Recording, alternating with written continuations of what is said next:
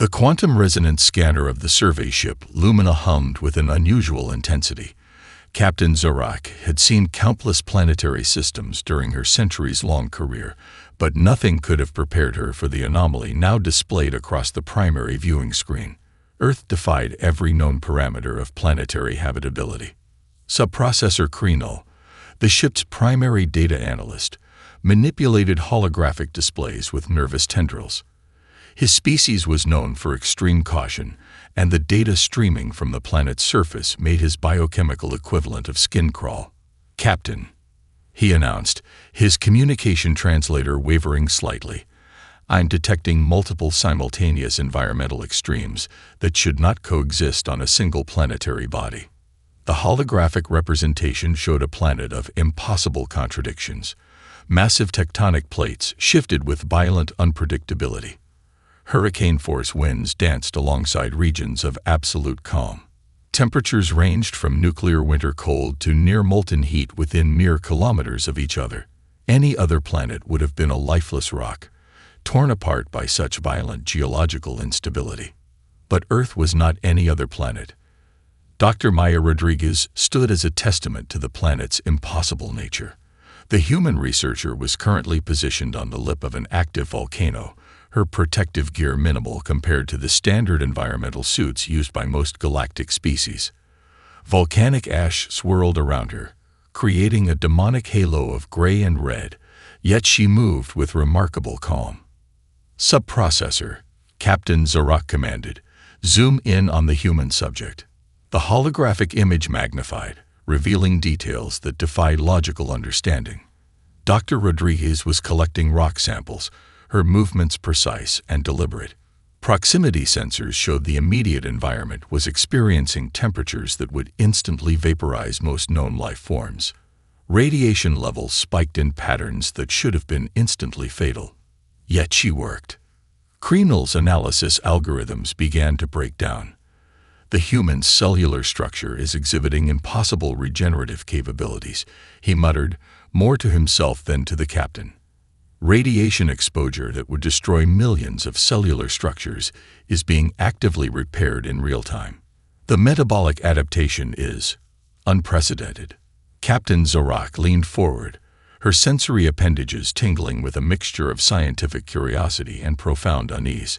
The Lumina had encountered thousands of planetary civilizations, but humanity represented something entirely different. They weren't just surviving their planet. They were thriving in conditions that should have been completely uninhabitable. A communication burst interrupted their observation. It was from the research station where Dr. Rodriguez worked. The transmission was casual, almost playful, a stark contrast to the deadly environment surrounding the speaker. "Base control, this is Rodriguez. Volcanic sample collection is proceeding normally. Recommend we extend research parameters to the southeastern ridge. Seismic activity looks promising." Promising. She used the word promising while standing on an active volcanic zone that would obliterate any other known life form in seconds. Krenal's translation matrix struggled to convey the nuance. The human appears to view an environment of total destruction as a research opportunity, he noted, a hint of bewilderment in his synthetic voice. Captain Zorak's experience told her they were witnessing something extraordinary. Humanity wasn't just another species to be cataloged and filed away. They were an entirely new paradigm of life. Adaptable, resilient, almost incomprehensibly complex. The Lumina continued its observation, each moment revealing new layers of complexity. Humanity was a puzzle wrapped in a mystery, standing defiant against a planet that seemed designed to destroy them. And they were smiling while doing it. This was going to be an interesting report. The Galactic Xenobiological Database was a marvel of computational engineering. Developed over millennia by the most advanced scientific minds in the known universe, it could categorize planetary environments with microscopic precision. Its classification system was considered absolute, a pinnacle of scientific understanding that left no room for exceptions. Until Earth. Archival researcher Xinlock felt the first tremors of professional panic as the database's primary analysis algorithms began to malfunction. Lines of code that had remained unchanged for centuries suddenly twisted, recalculated, and collapsed under the weight of human planetary data. The classification system was elegantly simple. Category 1. Mild environmental conditions. Category 3. Moderate challenges to survival. Category 5. Significant environmental hostility. Category 7. Extreme survival conditions. Category 10. Theoretically uninhabitable. Earth didn't just break the scale. It obliterated it. Zinlock pulled up the preliminary environmental assessment, each line more impossible than the last. The planet's atmospheric composition was a chemical nightmare. Oxygen, a highly reactive element, existed in such high concentrations that it should have triggered continuous planetary combustion. Massive electrical storms capable of generating temperatures hotter than the surface of some stars were a regular occurrence. Tectonic plates moved with such violent unpredictability that the entire planetary surface should have been in constant, catastrophic motion. The geological report read like a horror story of planetary instability. Mountain ranges that could rise or collapse within generations. Oceanic trenches deep enough to swallow entire civilizations. Weather patterns that could generate winds capable of stripping flesh from bone in seconds. Radiation levels that fluctuated wildly, creating zones of potential cellular destruction. "This is not a planet," Zinlock muttered to himself. "This is a weapon of planetary destruction." Yet the data showed something even more impossible. Life. Not just simple microbial existence, but a complex, diverse ecosystem. And at the top of this ecosystem, humans. The database's quantum processors began generating probability models. Each simulation ended the same way: total species extinction. The models showed that human survival was statistically impossible. Their biological structure was too fragile. Their technological development too slow. Their environmental adaptations too limited. But the observational data contradicted every mathematical projection. Humans didn't just survive. They built cities in desert regions that reached temperatures capable of melting most metals. They constructed habitats in Arctic zones where temperatures dropped far below the survival threshold of any known species. They created transportation systems that could navigate hurricane-force winds and seismic events that would flatten entire civilizations. Zinlock accessed the intercepted human communications. A weather report discussed a Category 5 hurricane with the same casual tone another species might use to discuss mild temperature changes. A news broadcast about a volcanic eruption contained more excitement than concern. The database's classification system began to generate error messages. New categories were proposed and immediately rejected. Category 11, impossible. Category 15, mathematically absurd. What made humans truly incomprehensible was their attitude. They didn't view their planet's extreme conditions as a challenge to be survived. They saw them as an opportunity to be explored, understood, and ultimately mastered. A human scientist's research log captured this perfectly. Today's volcanic activity presents an excellent opportunity to study real-time geological transformation. Recommend extended field research. Extended field research on an active volcano. The Galactic Xenobiological database would require a complete reconstruction. Humanity had just rewritten the fundamental understanding of planetary life, survival, and adaptation. And they were just getting started. Dr. Elena Rice didn't look like a biological marvel. To the untrained eye, she appeared to be an ordinary human researcher, her dark hair pulled back in a practical ponytail, eyes focused intently on a microscope. But to the xenobiological team aboard the Lumina, she was walking proof that everything they understood about life was fundamentally wrong. The medical bay hummed with sophisticated equipment as the alien research team conducted their most comprehensive biological analysis to date. Dr. Marcus Krell, lead xenobiologist, felt his multiple sensory tendrils twitch with a combination of excitement and profound confusion. The cellular regeneration is not just rapid, he dictated to the ship's primary database. It's intelligent, adaptive, self-correcting at a level that defies our current understanding of biological systems. They had collected samples from Dr. Reyes during a controlled experiment designed to test human physiological limits. The test parameters would have been fatal to 99% of known species in the Galactic database. Extreme temperature variations, radiation exposure, atmospheric pressure changes. Each test was a potential extinction event. Yet Dr. Reyes remained not just alive, but completely functional. The DNA analysis revealed the first truly shocking discovery.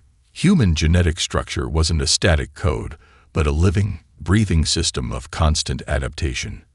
Where most species had genetic material that remained relatively unchanged, human DNA acted more like a sophisticated living computer.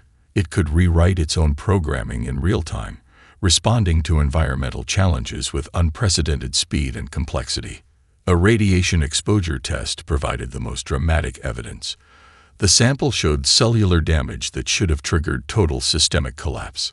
Instead, the human cells began an immediate coordinated repair process.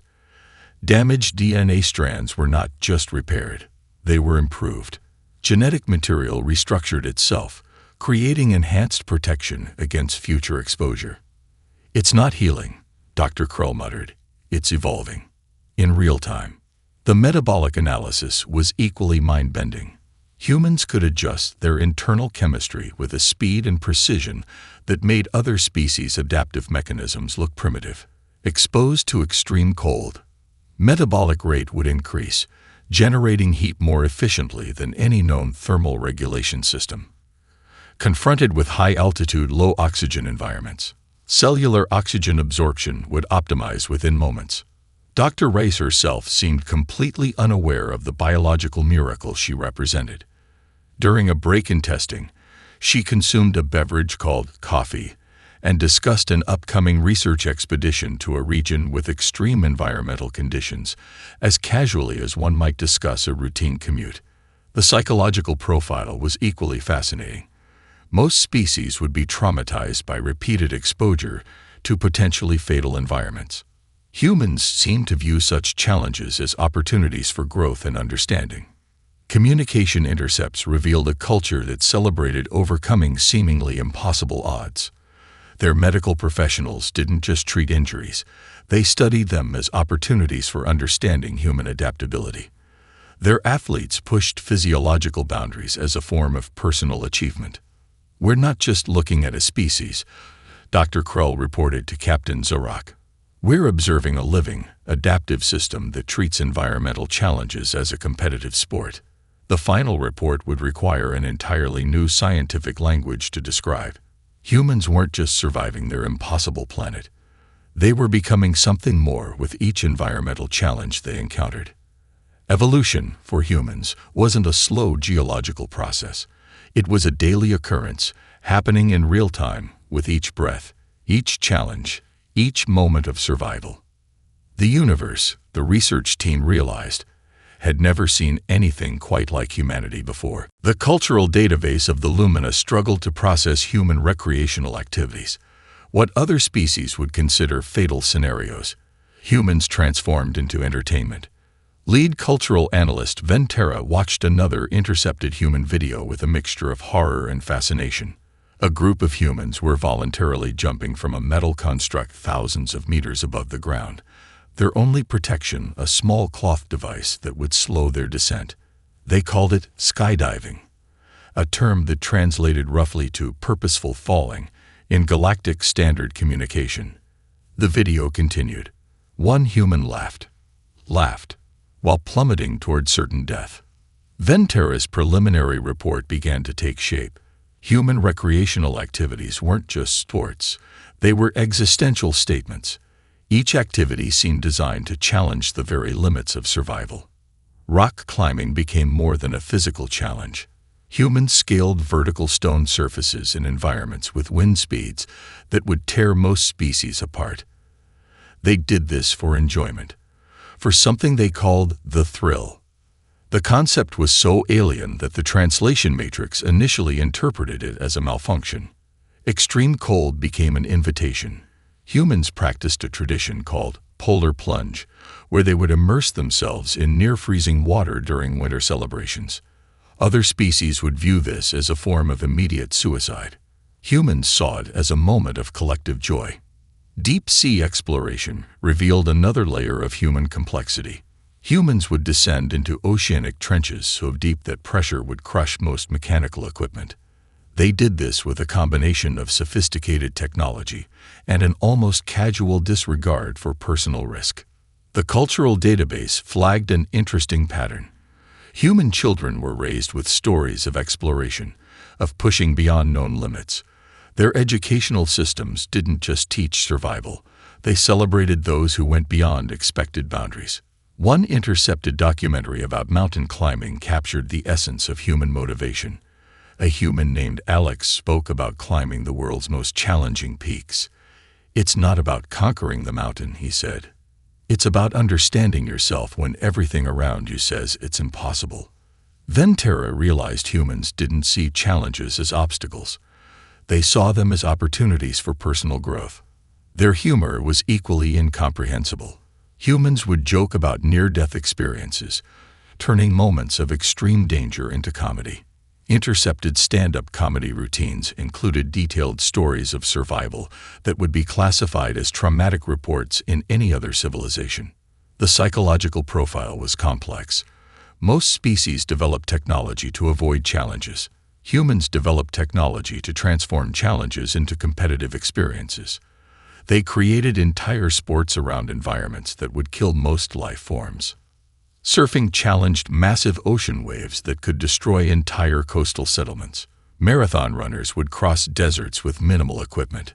Explorers would venture into regions with temperatures that would freeze biological systems in moments. But it wasn't just about physical challenges. Human cultural records showed a consistent pattern of pushing intellectual and emotional boundaries. They celebrated individuals who challenged established thinking, who dared to imagine beyond current limitations. A quote from a human philosopher caught Ventura's attention. "The moment you think something is impossible is the moment you become less than your potential." The cultural analysis was clear. Humanity wasn't just a species that survived. They were a civilization that transformed challenges into an art form. Every environment was a canvas. Every limitation was an invitation. The universe had never encountered a species quite like humans before, and they were just getting started. The Technological Analysis Chamber of the Lumina was designed to catalog and evaluate the most advanced innovations across known galactic civilizations. It had never been so thoroughly overwhelmed as it was by human technology. Dr. Aria Chen stood in what humans called a research lab, a seemingly simple space that was actually a nexus of revolutionary innovation.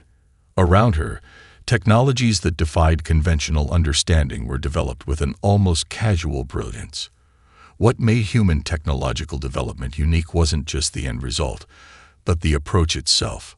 Senior technological analyst Corral watched the holographic reconstructions with a mix of professional fascination and growing unease. Human technological evolution didn't follow any predictable pattern. While most galactic civilizations developed technologies linearly and cautiously, humans seemed to innovate through a combination of creative chaos and urgent problem-solving. Their approach to environmental challenges was particularly remarkable. Where other species would retreat from hostile environments, humans designed technologies to not just survive, but to thrive. Take their architectural innovations. Buildings in earthquake zones weren't just reinforced. They were designed with dynamic structural systems that could literally move and adapt during seismic events. Skyscrapers in hurricane-prone regions incorporated wind-adaptive technologies that allowed structures to bend and flex rather than resist destructive forces. Medical technologies pushed the boundaries of biological understanding. Nano-repair systems could reconstruct damaged tissue at a cellular level. Prosthetic technologies weren't just replacements. They were often improvements, extending human capabilities beyond original biological limitations. Climate adaptation technologies revealed the most profound insight. While many civilizations struggled with environmental challenges, humans were developing planetary restoration technologies. Machines that could pull carbon from the atmosphere, alga farms that could simultaneously produce food and regulate environmental conditions, renewable energy systems that transformed waste into productive resources. Kroll's analysis showed a consistent pattern. Human technologies were never developed in isolation.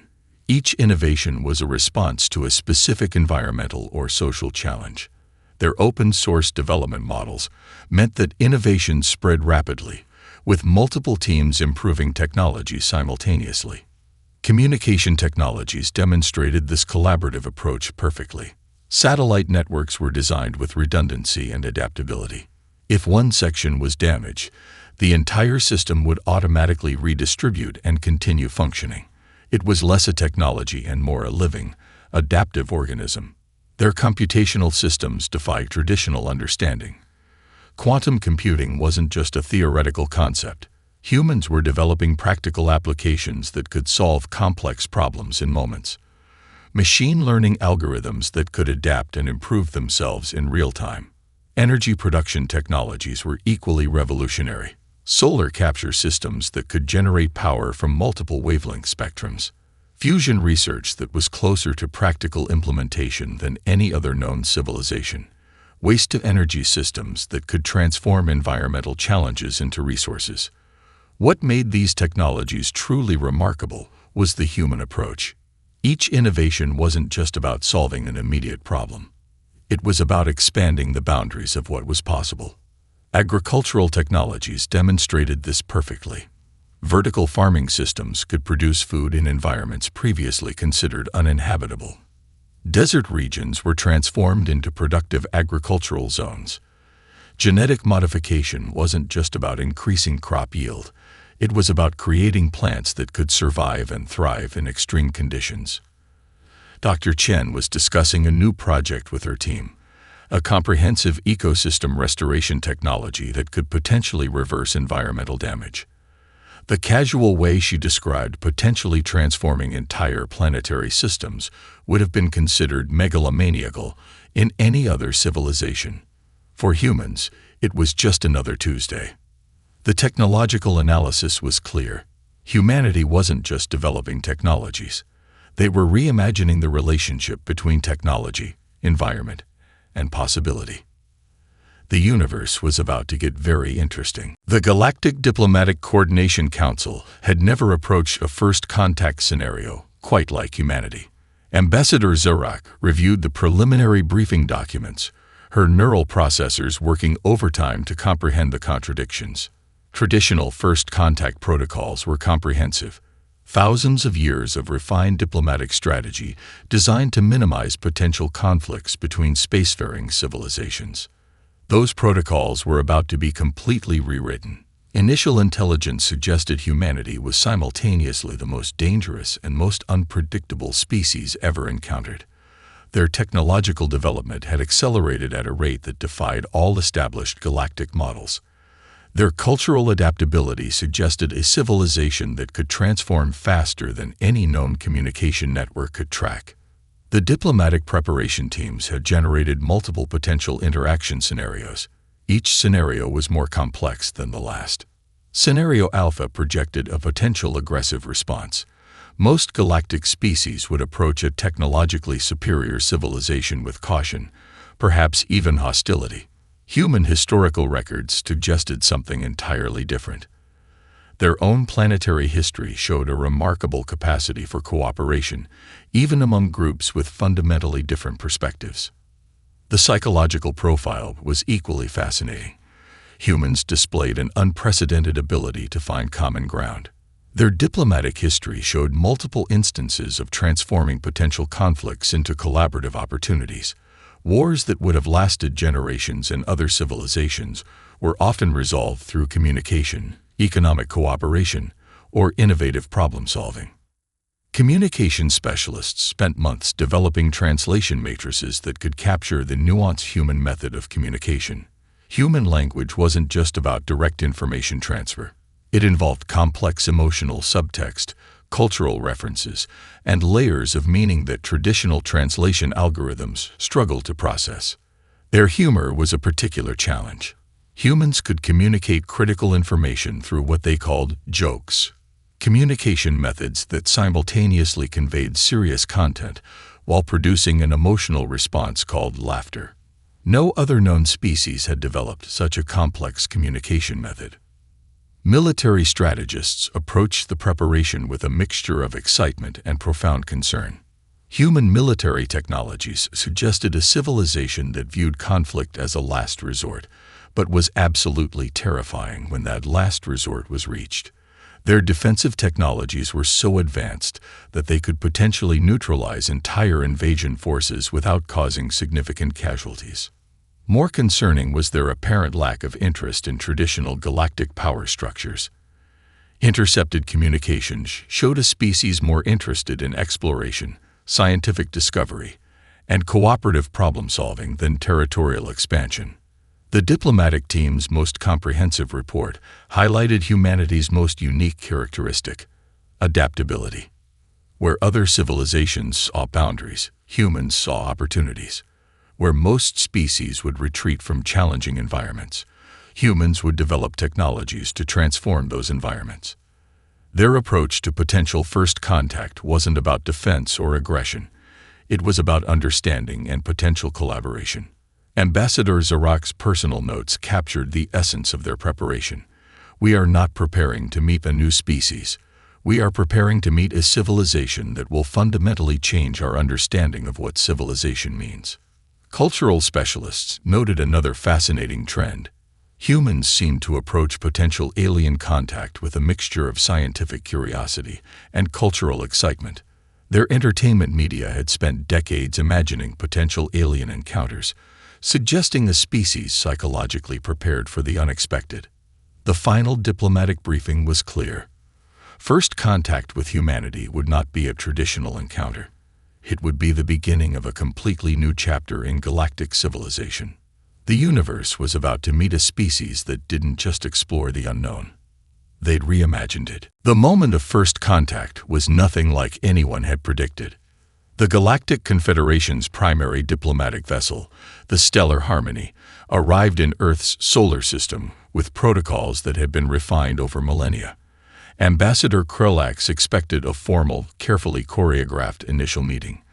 Decades of preparation, thousands of potential scenarios, intricate communication matrices, all designed for a controlled, measured encounter. Reality had other plans. Their initial communication attempt was intercepted by human satellites within moments. Instead of the expected formal diplomatic response, they received a series of transmissions that defied every known first contact protocol. Music, multiple language translations, what appeared to be cultural references, a message that was simultaneously a welcome, a scientific inquiry, and a joke. The transmission came from Dr. Elena Rodriguez, the same researcher they had observed near the volcanic research station months earlier. Her message was startlingly direct. Welcome to the neighborhood. Coffee. Galactic communication specialists spent hours trying to decode the multiple layers of meaning. Coffee was apparently both a beverage and a cultural ritual of welcome. The casual tone suggested neither submission nor aggression, but something far more complex, an invitation to mutual understanding. Technological analysis revealed the first true shock. While the Stellar Harmony represented the most advanced diplomatic vessel in the Galactic Confederation, human communication networks had already mapped its approach, analyzed its systems, and developed preliminary communication protocols faster than the ship could complete its standard approach procedures. The diplomatic team's carefully prepared first contact scripts became obsolete within hours. Where other species would have approached with extreme caution, humans displayed an almost childlike excitement about potential galactic interaction.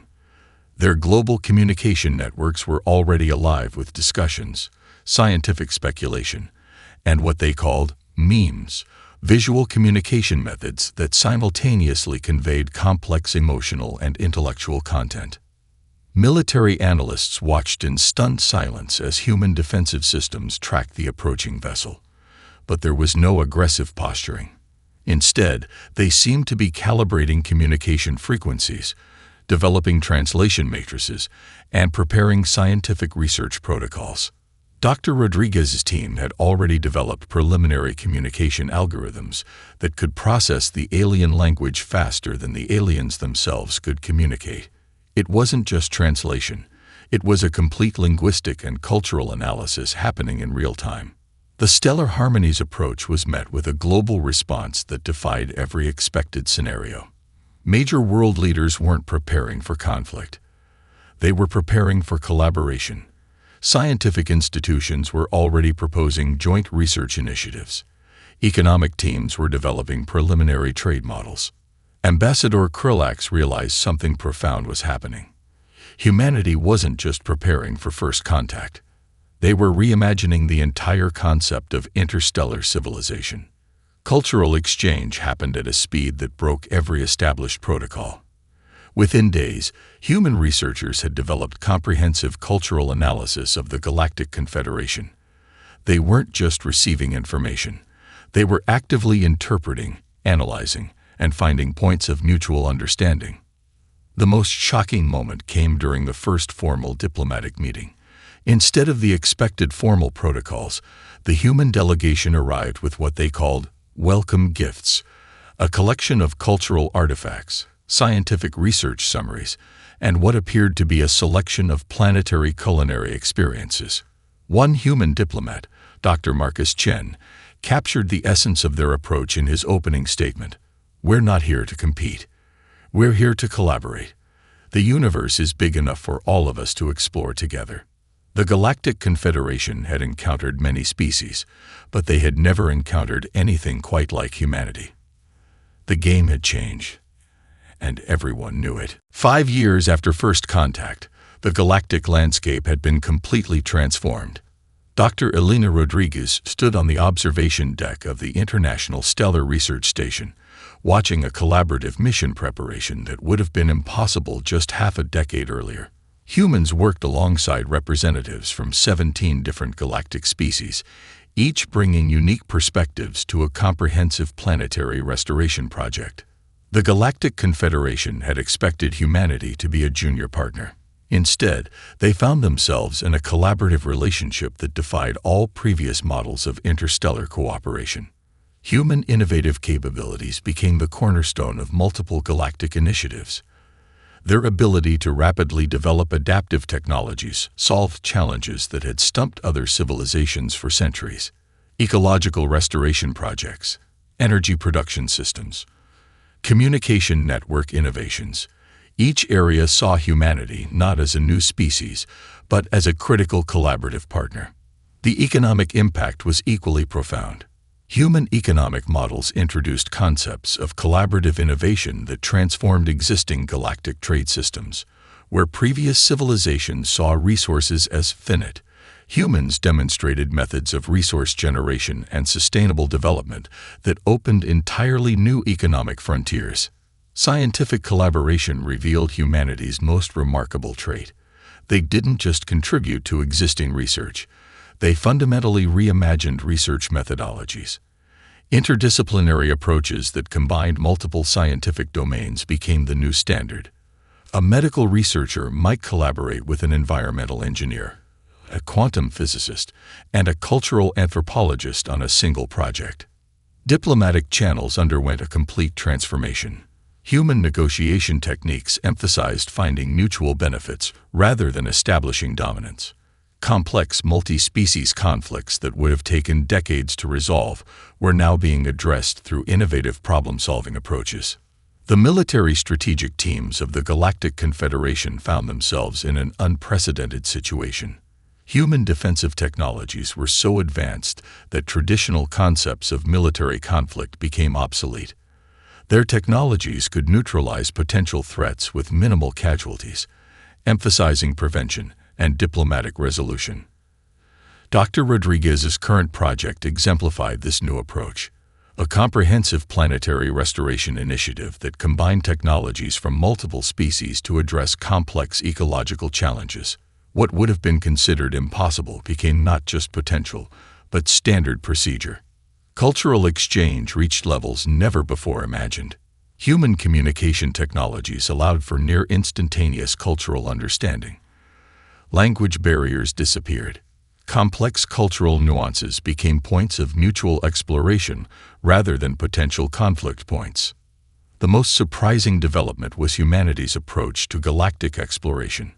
Where other species saw space as a territory to be conquered, humans viewed it as a collective frontier of discovery. Their space exploration initiatives emphasized scientific research, cultural understanding, and collaborative development. Educational systems across multiple species began adopting human-developed learning methodologies, adaptive learning technologies, interdisciplinary approach models, educational systems that emphasized creativity, problem-solving, and collaborative thinking.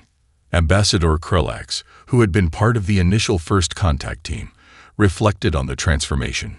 Humanity hadn't just joined the galactic community. They had fundamentally reimagined what that community could be. The final report from the Galactic Integration Commission was clear. Humanity represented more than a new species. They were a fundamental reimagining of what civilization could represent. Dr. Rodriguez looked out at the collaborative research team. Humans worked alongside species with dramatically different physiological structures, communication methods, and cultural backgrounds. Yet they found common ground with an ease that continued to surprise even themselves. The universe had expected humans to be just another species to be cataloged and managed. Instead, they had become the catalyst for a completely new way of understanding collective potential. Something extraordinary was happening, and they were just getting started.